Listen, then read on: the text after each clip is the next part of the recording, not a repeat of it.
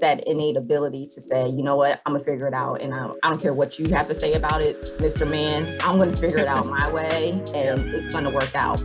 And so it took me some time.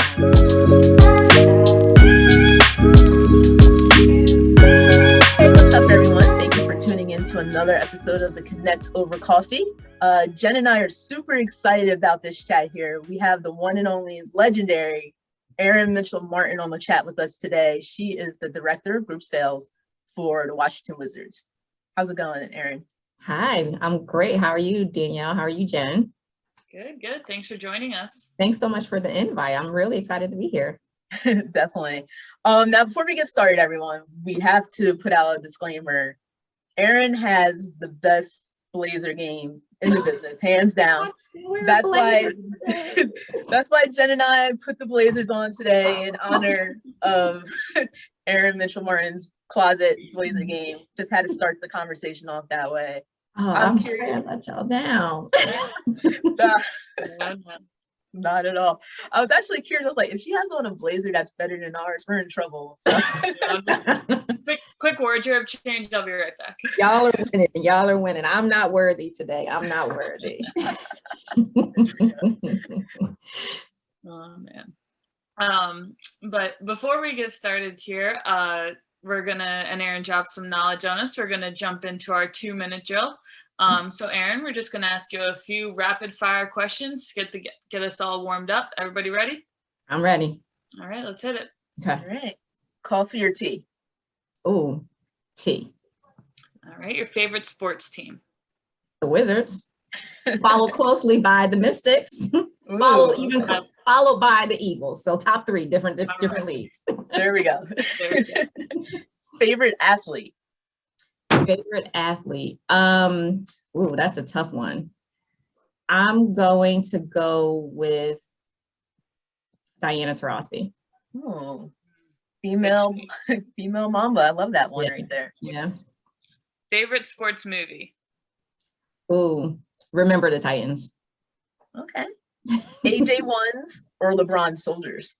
Ooh, gosh, y'all are killing me right now. I'm probably gonna go with AJ Ones. Okay. Yeah. Good choice. Best food spot in DC? Eek! There's so many to choose from. One of my favorites is RPM. I know it's kind of a chain, but RPM Italian. Love it. Yes. I've never been there. Oh, let's make a date. We have to make it happen. I'm down for it. All right, and to wrap it up, what would be your walkout song, or what song just gets you hype no matter time of day? Put it on and you're good to go. Oh, there's so many to choose from, but my favorite artist, and basically any song by this artist will get me hype, is Jay-Z. So you pick the Jay-Z song, I'm hype off of it. I don't care what it is. Yeah. That's a good one. That's on my list. I have a few, but in Paris, I'll keep it edited. In Paris is definitely one that that comes to mind for sure. Yeah, for sure. Definitely. All right, let's jump into it. So recently, heard Carole King, for you guys, Carole King, I hope you guys know who that is. There would not be less of us if more of us were visible. When I heard that quote, I immediately that's the first question we have to ask Erin. To my knowledge, you're one of the only minority females on the revenue generation side in the sports business. So kind of what does that quote mean to you? And why do you think there are not that many minority women on the revenue generation side in sports and entertainment? Yeah, that's a great question. And it's an awesome quote. I totally agree. One of the things that I take pride in is my role. I started as a sales rep working for the Mystics, and have been able to just, continue to develop. And I've been surrounded by great leaders that have, of course, developed me. I have a tribe, I like to call them my tribe of women here at Monumental, specifically on the Wizard side, that we hold ourselves accountable, and I look up to them. And so I want to be a woman, especially a woman of color, that other women in the sports industry can look up to. I am proud to say that right now, our sales and service leadership team with the Wizards consists of 6 leaders. 4 of us are women. So that is, excuse me, I'm sorry, 3 of us are women. My apologies, 3 women. So 3 women, 3 men. I'm super pumped by that. Because it hasn't been that way. You guys, have had experience working here at Monumental for the Mystics, and you've seen what it's like. You all were led by a very prominent woman who is now doing her thing, Miss Danita Johnson, in the industry as well. So I think that it's just that making sure that we make ourselves available, we become mentors, we become shoulders, just ears to listen to and for young women that are coming up in the industry. And I also think that as women, we may sometimes think that it might be a little bit scary or challenging to be on the business side, the revenue generating side. I have fun. I I oversee our group sales department. And exactly. And our motto with my team is get that money. And so this is fun. We're having a lot of fun doing it, and we're able to see the fruits of our labor through revenue generation, which is awesome. Yeah. Shout out to the Wizards, 3 females in the leadership position. That's good to see. That's awesome. Yeah. Yep. Making moves. So you touched on where you started, and that's on the Mystic side as a sales rep. So your journey is pretty unique, where you spent a majority of your career with one organization. Mm-hmm. So was there ever a fork in the road moment where another opportunity or different career path popped up, but you decided to stay with Monumental and ride out that same path and figure it out as you went? Yeah, this is a safe space, right? So yeah. I started with the Mystics prior to Monumental even being formed. Was fortunate when Monumental was formed to still stay within the ticket sales side. Had the opportunity to then sell group tickets for Wizards and Mystics, and even at the time, the Capitals. Early on in Monumental's existence, I got burnt out. I didn't want to sell tickets anymore. I didn't think I wanted to sell a house. I didn't think I wanted to sell a car. I didn't want to sell pencils. I just didn't want to sell anymore. I was burnt out from sales, right? But I didn't want to leave here. And so that was that moment for me where it's like, okay, I know I want to be within this organization, but I don't think I want to pick up the phone and dial it and generate the revenue any longer. And so the opportunity was presented where I became the group sales coordinator. So basically the liaison between the sales department. So I still had my foot in the department and able to see the progression and the development of all these other sales reps, but also gained experience working with our marketing team, with the building and facilities, with our PR team, with our global partnerships team, by being that liaison between sales and basically every other organization or department within the organization. So that moment hit me. It was after, selling pretty well for the Mystics, doing some sales with the Wizards. And then I'm just like, ooh, I need a break from the actual grind of sales, because it is a grind, right? Like you both know it is a grind. And that afforded me that opportunity to just get so much more experience in other facets of the industry. And so, there were times where I considered maybe jumping over to the building operations side because I liked the logistical aspect of things. But then, I always stayed within this department because of the opportunity to be creative. And like I said, the grind of ticket sales, it is that, but it's so much fun because no 2 days are ever the same. And I just enjoy, when I could put a group experience together and watching my reps put these experiences together for these groups and seeing these young kids that are playing on the court or pre-COVID high-fiving their favorite players, or all these memories that we are involved in creating for folks really does make it all worth it for me. Oh, that's awesome. That's pretty cool. But speaking of figuring it out, FIPA, which first time I ever heard that was, I think you said it. You guys can look it up in the Urban Dictionary what that stands for, but figuring it the blank out. Talk about the importance, still, going back to a little pre-male dominant roles. Is there times where, as a female, you just gotta figure it out on your own, so you don't have that judgment kind of going into that? You always need your male counterpart to move forward and succeed. I think that's a trait, a quality that kind of comes with time. Like, we aren't all built with like thick skin, or that Teflon skin, or just that innate ability to say, you know what, I'm gonna figure it out, and I don't care what you have to say about it, Mr. Man. I'm gonna figure it out my way, and it's gonna work out. And so it took me some time to get comfortable being, as you mentioned, in this male dominated industry, watching, men be promoted and elevated before me, and then being able to show my worth. And as a result of me showing my worth, as a result of me fit phoning, a lot of times I had to figure things out to say, I have a seat at this table. First, I'm invited into this room.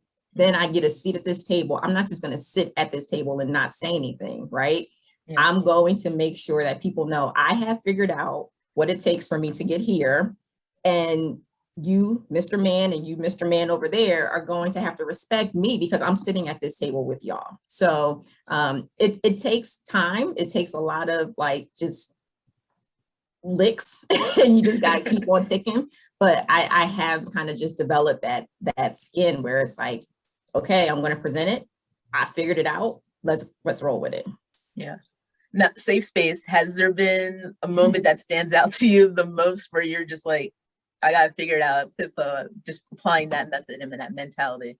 Yeah. Hold on now. Yes, that moment has come. I think that COVID has challenged all of us, right? And it got to a point where we didn't know what live sports and entertainment was going to look like while we were like deep in the pandemic, like deep in 2020.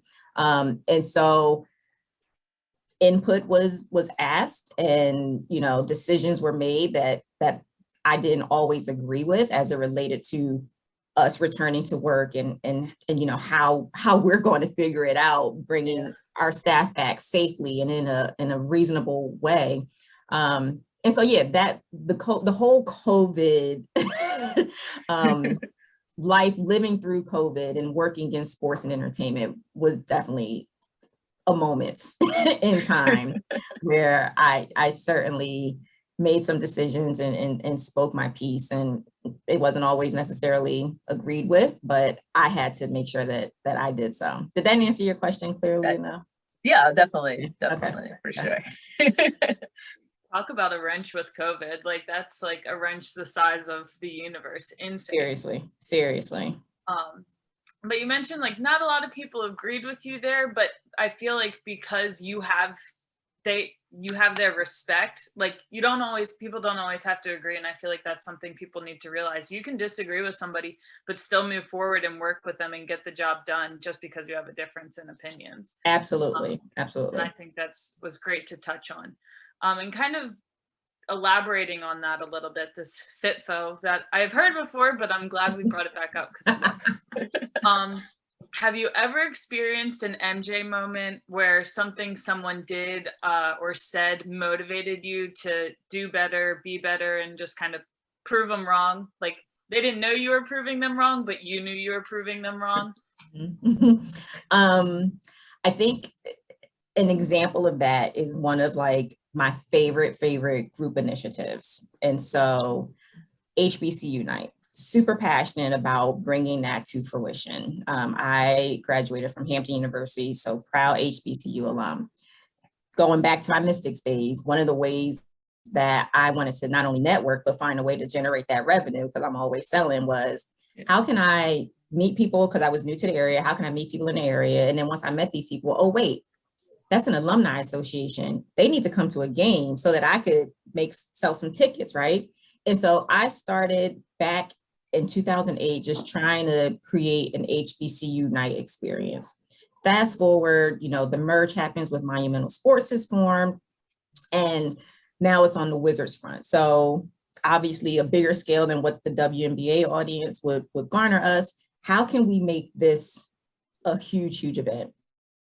And, managers at the time didn't think that an HBCU night at a Wizards game was going to be a thing. Well, I am super proud to say that it's a thing, and it's growing, and it's continuing to grow, and it's continuing to grow. And after like the first huge, wildly successful, over 2,000 tickets sold, generating more than 5 digits in revenue, it was like, oh, you really did that. Like, I wanted to bring homecoming, a HBCU homecoming, to a Wizards game, and it happened. And it happened successfully enough that even during our COVID season, we did a virtual HBCU event. And so, again, we weren't able to sell tickets for it. It wasn't as grand of a scale as the in-person event was. But to just see that growth and to finally see people say, oh, this is what you were trying to do. You did it. Yeah, I did it. I told you I was going to do it. I did it. I love that. That's awesome. That is awesome. Snaps on that for sure. I feel like clapping's weird on a Zoom, so I'll Amazing. Yeah. So we've made it to our last question. Okay. And we call this shit you wish you knew. Oh gosh. We've got a lot of acronyms, a lot of things we throwing some cuss words out there, but hey. Mm-hmm. But it translates to one piece of advice or something you wish you could tell your younger self, or someone just starting out in their career. Yeah. Get comfortable with hearing the word no. Just because it's a no right now doesn't mean it can't turn into the yes you really want, right? And so I think that a lot of times, and especially in sales, I see it from the sales reps during their job when people are telling them no, they're not interested in tickets. Okay, we'll move on to the next person. I see it when, opportunities aren't presented or someone tells you a no to an opportunity. Okay, well, that wasn't the right one for you. And I wish that my younger self knew that it's okay to hear a no, because that yes is going to come. And when that yes comes, it's going to be right on time and just the yes that you needed. So being comfortable with accepting a no, that's something that I think more people should be okay with. No, I wrote that down. That's something that's never going to get old. For sure. That's a good one right there. I like that one for sure. Thanks. Right? It's just one of those things. It's like, yeah. Can you imagine how many just like, tears you wouldn't have shed, or the level of stresses that you wouldn't have had to carry if you're just like, okay, I could take that no, because the next thing is coming. Okay. Yeah. It never, I'll be honest, it never bothered me too much in sales when I heard no, because on to the next one. But in other facets of life, definitely was different for sure. But thank you again, Erin, for chatting with us today. Obviously, wealth of knowledge here that we learned that I'm still applying to myself and my job here. So appreciate you coming on and chatting with us today. I am so honored to have been here. Thank you both so much for the invite. I miss seeing y'all more regularly than what we have been, but this is great to catch up with you guys. And I hope that the audience really does have an opportunity to take at least one nugget from what I shared today. I'm sure there's more than a few in there. So, all right, if you want more content like this, hit the subscribe button below, and don't forget to follow us on Facebook, IG, and LinkedIn. Thank you for joining us today, and let's connect later.